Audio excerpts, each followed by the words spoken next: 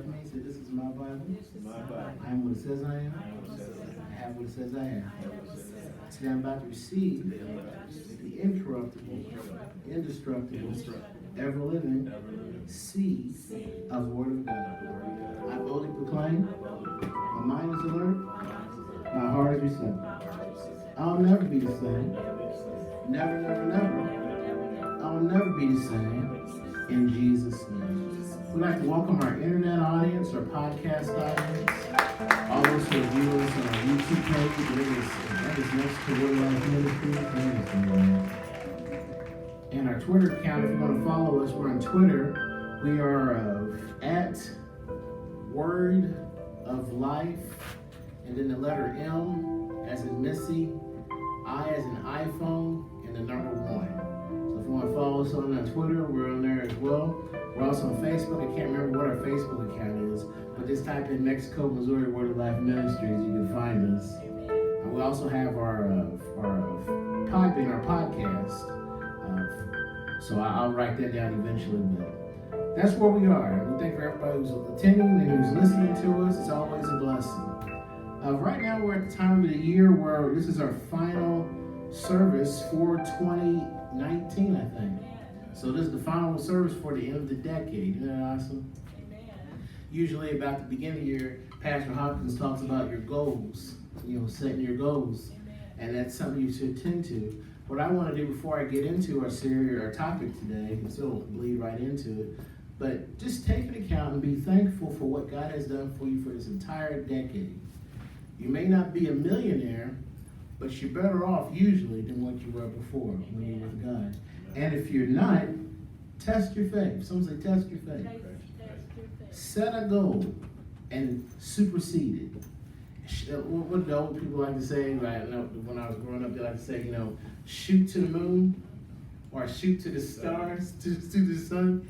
And you may not make it, but you're going to get higher than what you were before. So keep on shooting up. Be like that, irregardless of what the political climate is. Whether it's a bear economy or what's the other one, a bull economy, who gives a flip? You be blessed irregardless.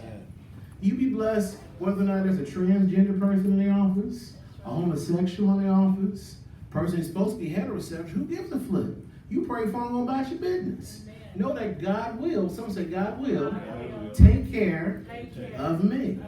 God will take care of me. If there's a drought, God will give you a river. If there's a drought when food comes, He will give you farmland. All right. God will, some say God will take care of me. You have to believe that. In this series, I think it's amazing how God deals with that. And He uses people. I think they call them the Septuagint. That's a big word. Some say Septuagint. Septuagint. That means 70. That's all it means. But I think it's Latin or something, but people already use those big words. And God used 70 elders back in the past, for about 1,500 years ago, maybe 1,700. And they came together and they comprised what we know as the modern day Bible. And I love how God begins the Bible with faith. Some say faith. Because faith moves the impossible. Amen. As one teacher, he's probably about to go on to heaven, but he liked to say that faith is the currency. Some say it's the currency of heaven. Hope isn't. Strength isn't. Honor isn't. But faith is. Some say faith. Faith is the currency of heaven. And faith is now. Some say faith is now. Faith is not tomorrow. Faith is now. I think it's interesting with faith, you can't store faith. Interesting? You can't put it in a pocketbook or a bank account or put it in reserve. It's now. Because God is now. Amen. And whenever you operate with God, you have to learn His characteristics. Some say His characteristics. His motive of operandi. His motives of operandi. How He operates. And whenever you figure out how He operates, you can fall in line with His will and with His way. And He will bless you if that's what you want. He will bless you financially, physically, mentally, socially, and in your entire nation. But you have to access it. Some say access it by faith. I want to continue on our series in the book of Genesis. I believe it's the 23rd chapter. If it's not the 23rd chapter, it's the 22nd chapter. And always remember, whenever I'm doing a series, you can always skip ahead. I tell you what I'm going to do, Lord willing. I'm going to go for the entire chapter of Genesis. You can skip ahead if you want. Go ahead and cheat. Go ahead and stay. Go ahead. I have no problem with it. Because I desire for you to come to church expecting. This is a family. Some say this is a family. Church is a family. It's a family without walls. It's a time where you come together, you influence each other, you build each other up, and you strengthen each other. And God pours into you. That's why sometimes, really, when church is really awkward, we're not supposed to. It's very emotional. That's why little people, they'll be crying. Old people be crying. When church is operating like it's supposed to, it's a hospital. And God ministers to each individual at each level in their lives. And who that is the helper. Some say it's the helper. I always got to talk about him. And as there's a type in the shadow of him in the book of Genesis, his name is Eleazar. You remember Eleazar, Abraham's servant? His name means helper. He's a helper. Some say he's a helper. It's the Holy Spirit who goes all over and ministers to you. I don't know what it is. I don't know if you need something wrong with your hand, your finger, something wrong with your heart, or emotionally or socially. What he would do, he will work on that issue. Some say he will work on that issue if you will allow him. I want to use the example of Abraham, because I think our characters for this chapter is Abraham. Some say Abraham. Isaac. Some say Isaac. And then there's God. In this part, we really don't hear too much about Sarah. I think it's interesting how all of Abraham's life, well, his walk with Christ, or his walk with, because he didn't know Christ as we know. He knew God Jehovah. And God blessed him. He gave him answered his desired request. Y'all remember this story. I want to repeat it over and over again because I'm assuming people who are listening don't know what I'm talking about. God called Abraham when he was 75 years old. He didn't know when God called him, God was going to give him an additional 100 years. Be careful when you follow Christ. He'll give you something you haven't even asked for. Praise the Lord. Yes, he will. Some say, yes, he will. Yes, he will. Oh, I like that. I'm going to stick with that for a little bit. He had new life. Some say new life. New life. I like that. It's a type and a shadow of things to come. He was born, if you will accept it. Some say if you accept it. It was new life. Because as we know, a time span, a time frame from an individual nowadays, and it was during that time, he was at the tail end of the patriarchs. It's about 77, 78, 80 years. 85 if you really feeling frisky. 90 if you really want it. But God gave him an entire new lifetime when he walked with God. And he will do the same for you. Do you believe that? Amen. I think it's interesting when God called Abraham, he called him during a famine. But yet he was still blessed. He was able to take care of all of his servants, all of his cattle, and his wife. And God blessed him. As Eleazar said, my master is wealthy in silver and gold.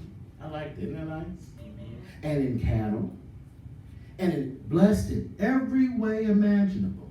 But the sad part about it is many people who love God do not believe that. They don't believe that God truly will bless them in every way imaginable. I like what this one person was talking about. Dad was listening to the other day, and I got a tail end of it.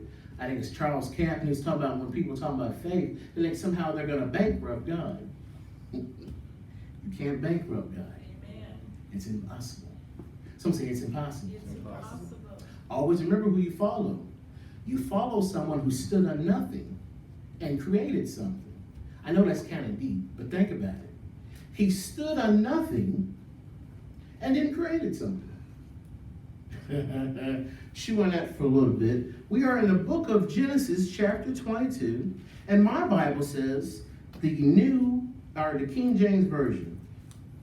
Now you guys know the story. Some say, I know this story. I know where it's going. But faith is now. Amen. Whenever you hear this, faith comes by hearing and hearing and hearing the word of God. Can I stick a pin here real quick? Dad and I were watching a horrible show the other day, and we were in 2 hours and 45 minutes into the show. Do you hear that? 2 hours and 45 minutes into the show. It wasn't over yet. We had an additional 45 minutes to go. I got up, turned off. It's time to go to bed. That's enough. You know a show is too long When you stop and you say, you know what?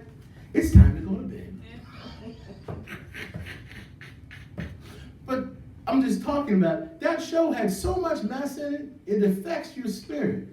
It wasn't a whole lot of nudity, all that crap. It's just the language. I'm not trying to be a Puritan, but I'm using this as an example. Watch what you hear, because it will affect you. Amen. And that's one reason why you should hear the word of God over and over again. It's good news. It's good food. Someone say it's good food. It's good food. It's not Burger King, and Burger King can be good. It's not soy milk or soy sauce. Thank God. It's nutritious food. And the more you put that into your spirit, the more you will grow. It feeds your spirit, which feeds your mind, which feeds your body, which produces. If you ever want to produce more than what you did in the last decade, listen to the word of God over and over again. Amen. Act upon it. Take heed to it. Some say take heed to it. Be serious about it. Some say be serious about it. Some people say be fanatical about it. That means no holds bars. Some say no holds bars. Some say this is it. That's what you need to do. Where are we? We're with Isaac and Abraham. Chapter 22, Genesis, King James Version. And it says, and it came to pass, after these things, that God did tempt Abraham. Whenever you see that word tempt, that's a bad translation. It should be test. Someone say test. Test. Test, trials, and temptations. A test. So God did test Abraham. God's all about taking people through exams. Isn't that interesting? And not just God. His creation's all about that. Life gives you examinations. If you don't believe it, make a decision. Make a decision today about anything, about what you purpose to do that's really above your pay grade. Say, I'm going to do X, Y, Z. All of a sudden, something will come and test you. Why is that? I don't know why that is. That's the way it's designed. And really what it's doing, it's testing your faith. Amen. Some say it's testing my faith. What's you going to do? Are you going to pass or are you going to fail? Good thing about God is he don't kick you out. He has to go around again. Remember the children of Israel? They didn't pass tests. So they had to stay in the wilderness and do it again. They didn't pass. Notice their examples. It wasn't just the initial rebuke or say, I'm not going into the promised land. It was throughout the entire period. They would not pass the test, so they had to go back again. So you better listen. Check out what you're doing. Let's go. And it came to pass after these things that God did test, I'm putting tests at the tent, Abraham, and said unto him, Abraham. And he said, behold, here I am. And he said, take now thy son, thine only son Isaac, whom thou lovest, and get thee into the land of Moriah, and offer him there for a burnt offering upon one of the mountains which I will tell thee of. That's interesting. That whole entire section is interesting to me. Because whenever you study God, God is not about killing kids. Amen. He even reveals that to his the prophets in the book of the prophets, one of the prophets. He's like, that never even crossed my mind for you to sacrifice your children to gods. But he tells Abraham to kill his son. Some say it's a test. I like how he refers to Isaac. He says, your only son. Well, that's not true. Because he had two sons at that time. One was Ishmael. Listen to his name. Ishmael. They put that because that's God. I want you to remember God and put that in your name. That's why they put it in his name. You got to remember God. But something tells me that Ishmael didn't remember God completely. So in God's eyes, he was dead to him. Isn't that interesting? But Isaac is alive. That's the son of promise. That's the heart of Abraham. So God deals with your heart. Amen. He knows what you love the most. Will you put that before me? Isn't that interesting? Now, whenever you walk with God for a certain period of time, because by this time, Abraham was at least 115 years old. How do I know this? Because whenever you read the translations, Isaac, I think King James version refers to him as a lad. That's what the King James, during that time, Old English, some say Old English time. That's what they refer to as 13-year-olds. So he's about 13 years old. He's not 6 like you see in Superbook. You know, where you carry, oh, Pop, let's go. No, he's grown. He's about 13. So he knows what he's doing. Now watch what Abraham does. He's been walking with God for a little while, so he heard that command. He's talking to him. That doesn't sound like God's character. It's a test. Some say it's a test. It's a test. The whole entire place where he went to, remember, it's called Moriah. Moriah is translated in Hebrew as testing. Y'all know what Moriah is. If you kind of look into the future a little bit for that period, that's where Golgotha was. Y'all remember where Jesus was sacrificed, hung on a cross? Same mountain range. Some say it's a test. It's a type. Some say it's a type. And a shadow of things to come. Are you going to pass test, Abraham? Let's see what's happened. And he said, take now thy son, thine only son Isaac, whom thou lovest, and get thee into the land of Moriah, and offer him there for a burnt offering upon one of the mountains which I will tell thee of. So he had walked by faith and not by sight. And Abraham rose up early in the morning and saddled his ass. Oh, I said that word in church. And took 2 of his young men with him, and Isaac his son, and clave the wood for the burnt offering, and rose up and went into the place of which God had told him. So he had to listen to the Lord, leading him by his spirit. Then on the 3rd day, y'all remember that, on the 3rd day, some say the 3rd day. What's you know about God in the 3rd day? Isn't that interesting? Can I stick a pin in there real quick? I was reading Hebrew tradition. Is it okay if I tell y'all that? I was reading Hebrew historical books. And one of the early churches that we don't really talk about because it's black church, I said it, based out of Ethiopia. And there's certain books that they follow and they read, they keep it in their text, but other Protestants in the Catholic Church don't include it. One reason why I believe, this is my personal belief, it has people of color in it. And the church as an organization is one of the racist organizations in the world. Now, God's not racist. But the people who, you remember when Jesus gave the example, the Holy Spirit's a good teacher. Y'all remember Jesus gave the example and he talked about how, I believe it was the kingdom of, he told his church would grow up into a big tree. Y'all remember that? And the birds of the air would nest. Y'all remember that? Amen. All kinds of nests in there. You're like, wait a minute, Jesus. You're talking about an olive tree. Olive trees only grow about that big. But you talk about a huge tree. He's giving you, because remember Jesus operating the office of prophet. He's telling you how the church is going to be in the future. It's going to grow really big. Amen. There's going to be all kinds of buzzards and vultures in those trees. They're not sent by God. Amen. And they go and start doing bad things. Anyway, I said all that to say this. There's one section because Jewish people believe whenever Moses received the Torah, y'all remember the Torah, the 5 books of Moses, including Genesis, that the angels would teach him. Because he would speak to God face to face, but the angels would deliver the message to him. Mm-hmm. That's Hebrew tradition. Paul even talks about that. And one of the angels was speaking to Moses, and he gave you the timetable of God. Someone say the timetable of God. I'm saying a little bit deeper. The timetable of God. And he talked about how long a day is to God. Y'all remember Peter talked about that. Remember a day, 1,000 years is as a day. And the angel was talking to Moses. He's like, he told him whenever Adam, you can read this. This is in Genesis, early part of Genesis in the genealogy. Adam lived to be about 930 years. And the angel told Moses, I'm paraphrasing, that was 70 years shy of 1,000. Because remember, the command was, in the day that you eat of it, you remember that? You will surely die. So he lived about a day. It wasn't a complete day in eternity, but about a day. And this is a key point to all you guys, those who don't believe in eternity. Remember, John Olson talked about hell is too high and heaven is too real. 1,000 years, according to heaven, is one day in eternity. Okay? So that's why you want to make it sure you go to heaven. You don't go to the bad place. Okay? Because one day is 1,000 years. I said that to say this, to look into the future. You remember people all have all these Bible prophecies. And I even followed on Facebook. There's a Facebook group talking about the end time prophecy. I followed on purpose. I can check it out. I know what's going on. I'm nosy. And they get all concerned about it. Because what year are we in? We're in 2019, so we're in. So it's going to be 2020. People are nervous. They shook up. Paraphrasing, I'm using hyperbole. They're soiling their pants. Because they don't know if Christ is going to come next year. What in the world? Why are you worried about that? You should be ready every day. That's right. You should be, right now. He could come tomorrow, right now. You should be ready. Some say be ready. Be ready. But here's the key ingredient. What if he takes 3 days to come back?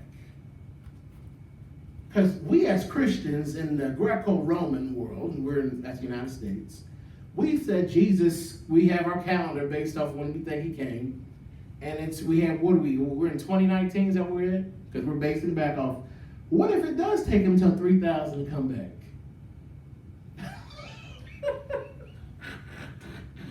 Are you ready for that? What I'm trying to do whenever I teach, I want to open your mind. I want to open up your heart. I try to educate you so you won't be fooled by any wavering doctrine. Amen. Everything that I teach, you study and check to see what Tim says is true. Because Tim is not God. And when eternity lasts, because I remember Daniel saw that vision of that rock that came and it took down those kingdoms.